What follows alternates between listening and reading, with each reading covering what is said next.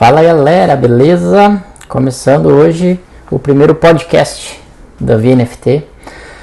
Nós hoje trazemos aqui o Anderson, que está representando a NIR Brasil.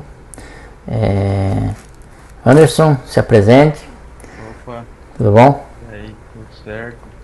Então, Bom, então eu sou o Anderson, estou trabalhando na NIR Brasil, divulgando a NIR aqui pro público brasileiro, e estamos em cripto mais ou menos desde 2018, quando comecei a acompanhar e comprei as primeiras altcoins. é um OG então? Um semi-OG? Como todo mundo, a gente entra naquilo que acha que é mais barato, que vai dar mais lucro, e no fim é uma coisa que não tem muito valor, né? Você entrou no topo ou conseguiu entrar ainda na subida?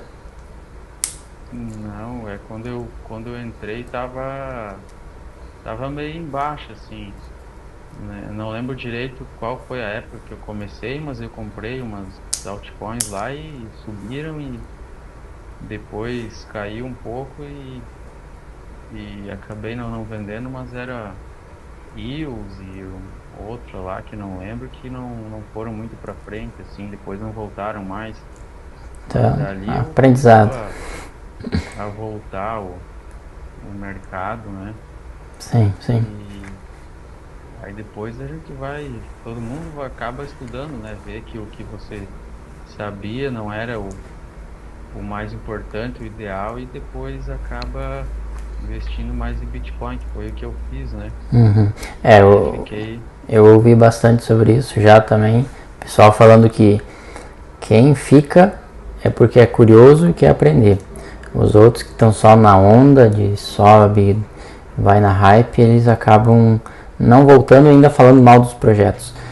Então quem ficou em 2007, quem ficou em 2018, quem ficou agora, quem vai ficar nessas quedas que estão acontecendo agora, provavelmente são os curiosos que querem aprender sobre projetos, sobre NFT, enfim.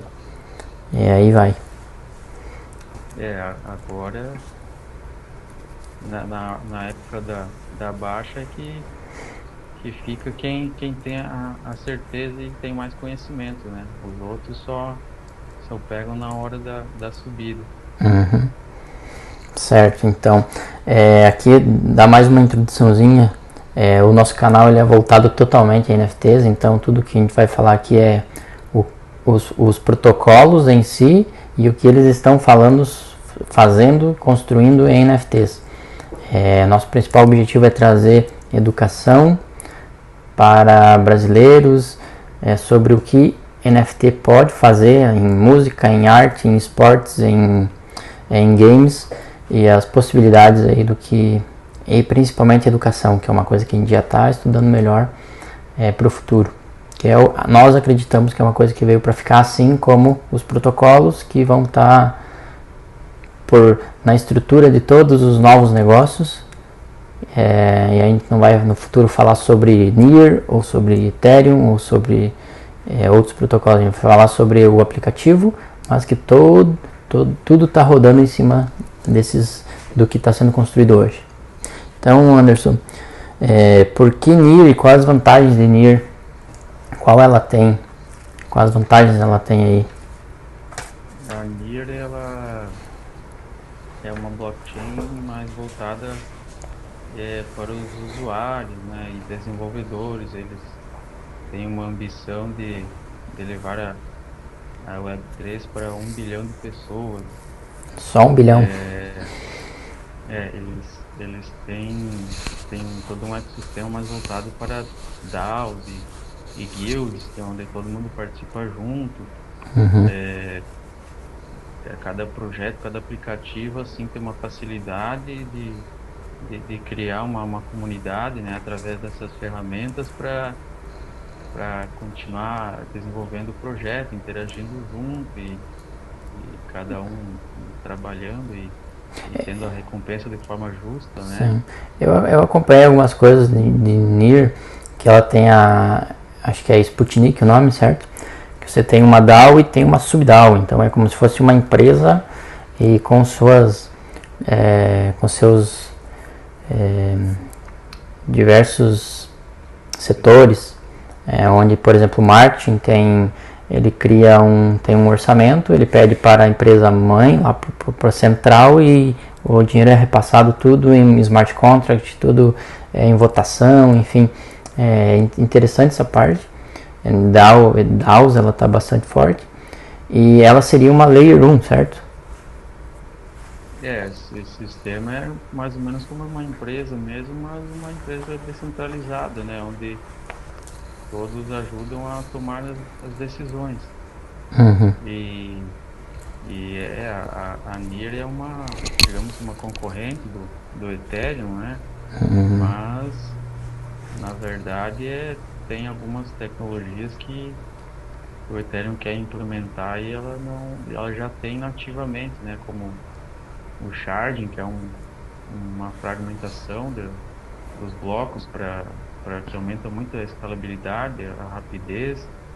É inquestionável assim diferença que isso traz, até mesmo porque a, a Ethereum tem no seu roadmap em incrementar isso, mas ainda não fez, né? E a Ainda NIR já não. tem isso nativamente, assim Uhum.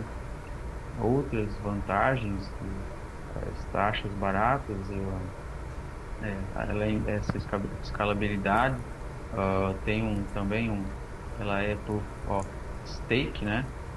Então ela tem um selo de neutro em carbono, empresa neutra em carbono. Uhum. Então são várias as vantagens. É Assim também rápida como e, é, e rapidez. não deu problema ainda como outras. Eu tenho uma segurança assim que é muito forte na questão dos desenvolvedores, né? Porque tem incentivos, então tem muita gente criando aplicativos e também transferindo os que tem, por exemplo, na Ethereum para Near. Uhum. Isso tudo ajuda, né, é, a desenvolver, aumentar a segurança, até mesmo é uma das que mais tem interesse dos desenvolvedores é a Near. Então, Interessante. são vários fatores. E esses desenvolvedores aí vão entrando um pouquinho agora em NFT, para falar um pouco dos marketplaces, e o que está sendo construído, maiores projetos que estão nesses marketplaces, qual que é o que está acontecendo aí em NFT. E se é mais voltado à arte ou mais voltado a que exatamente? O maior mercado de NFTs que tem na Near é o Paras, Paras. que é como se fosse o OpenSea da Near. Tem todo tipo de NFT, como arte ou colecionáveis, itens de jogos, né? Uhum. No Eu geral. já usei o Paras e confesso que não curti muito não. Bem complicado mexer nesse menino. Comparando com o É, OpenSea, claro. talvez não esteja assim ainda no seu desenvolvimento pleno, né? Falta alguns ajustes, eu acho, para deixar mais fácil, porque precisa ficar fácil, né? Um Uhum. dos fatores que a Near atrai assim também mais usuários é a questão da facilidade de uso do seu endereço, que pode ser um nome, né?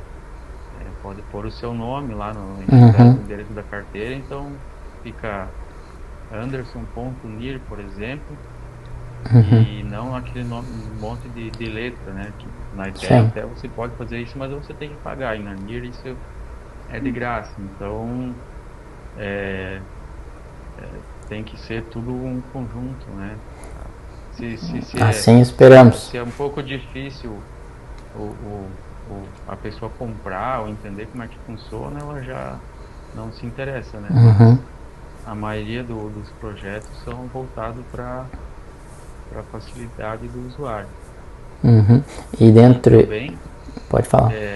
tem o outro marketplace que é mais voltado para arte é o Mintbase, né? Onde você vai encontrar os artistas de verdade, a maioria dos artistas brasileiros. Uhum. E é um marketplace que vem evoluindo. Eles eram no início quase como uma rede social e sem muita ambição, mas foram crescendo e eles são reconhecidos pela arte mesmo, mas eles têm o projeto de abranger todo o setor de NFT, como ingressos e tudo mais. Uhum. Eu acredito que eu já tenho usado isso aí também para comprar uma música que está aqui no canal, que é do Deadmau. Que eles fizeram em Here, e eu acredito que foi no Mintbase que nós usamos. E pelo que eu lembro é até mais tranquilo de usar. Mas, e dentro desses projetos aí, qual que é os grandes em arte ou games, ou que tá rolando, qual que é o que tem como se fosse o CryptoPunk da Nier, qual seria? Hoje o maior projeto de NFT é Ape Social Club, mas tem vários outros também que que estão no topo, como o Mara, que é um artista da França que criou com a ajuda de outras pessoas, né? Uma DAO que ajuda outros artistas, fornece uma ajuda de criação de arte e de crescimento da sua marca dentro da internet, do Twitter. Mas também tem outros como Skills, também eles têm uma comunidade muito forte e eles têm um token. Então talvez não sejam fora da Nier, os projetos não sejam tão conhecidos, mas dentro são muito grandes e a comunidade é muito engajada e tem algum sentido por trás, Não é só um desenho. Aleatórios. Interessante, interessante. E games, temos alguns grandes games que estão sendo desenvolvidos? Tem o Racha Rush, que é de ficção, e também tem um Metamon, que é um de fantasia também, jogos de batalhas e de estratégia. E tem o Zed Run também, que é um Zed Run está em Nier? De aposta de cavalos. Esse é famoso. Eu sei que ele está em Polygon, talvez ele esteja nas duas então.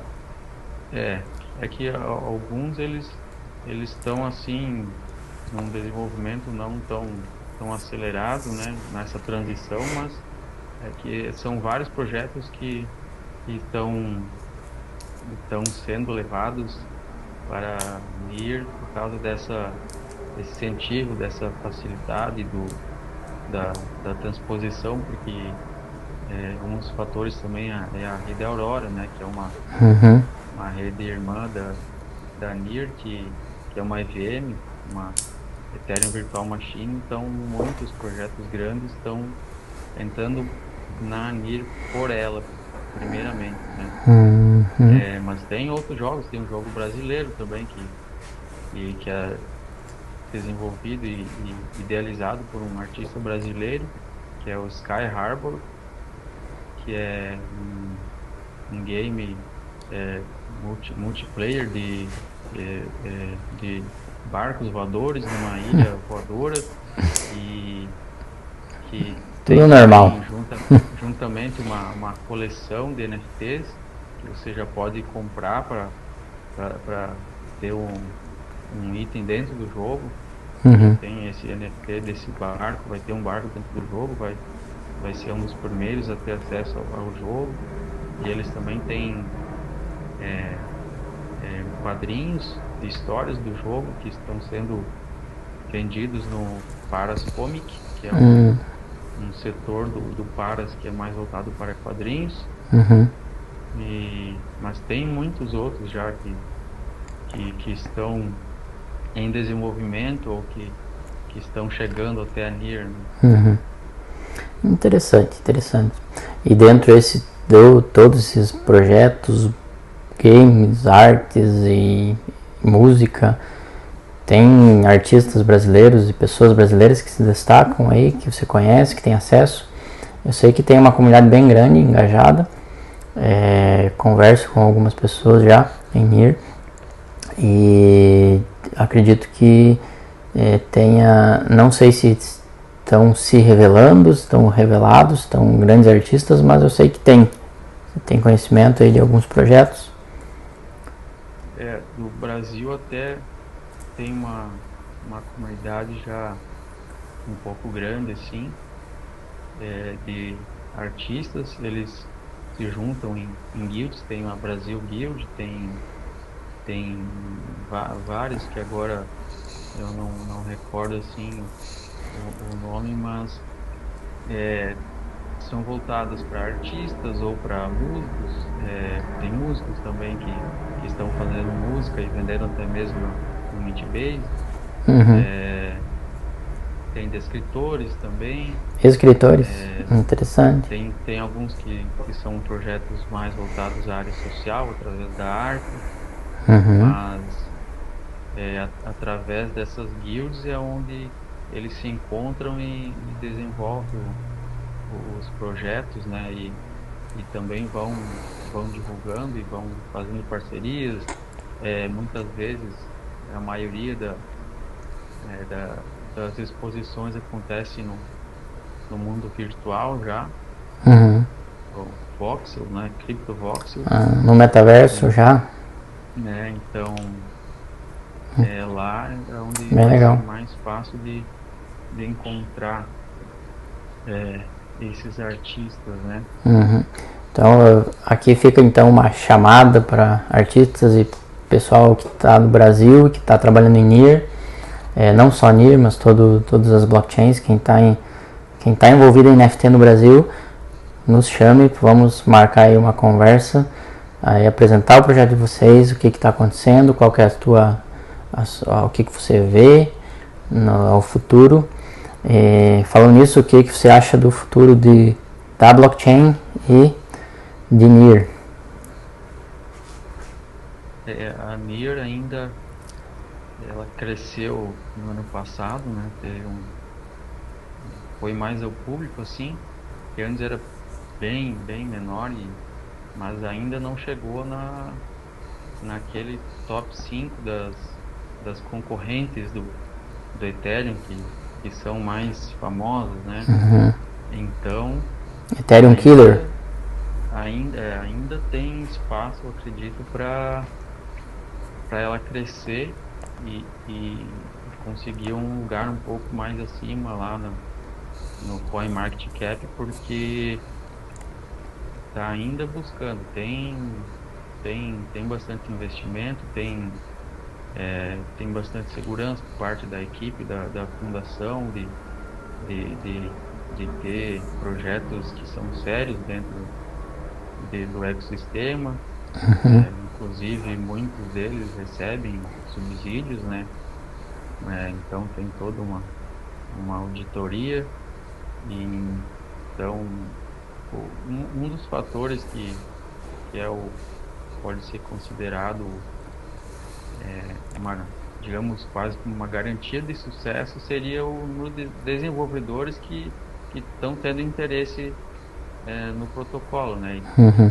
Como a gente sabe, é no momento que mais tem interesse, mais gente entrando para desenvolver. E então lá na parte do usuário, às vezes da notícia a gente não ouve falar, mas por trás é onde está sendo bastante desenvolvido e tem bastante trabalho sério sendo feito.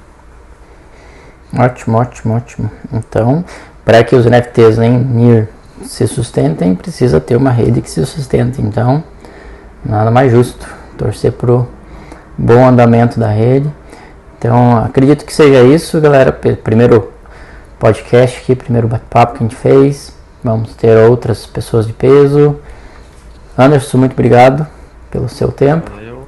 E vamos mantendo pelo espaço. Pode deixar, e vamos chamar o pessoal de NIR para cá.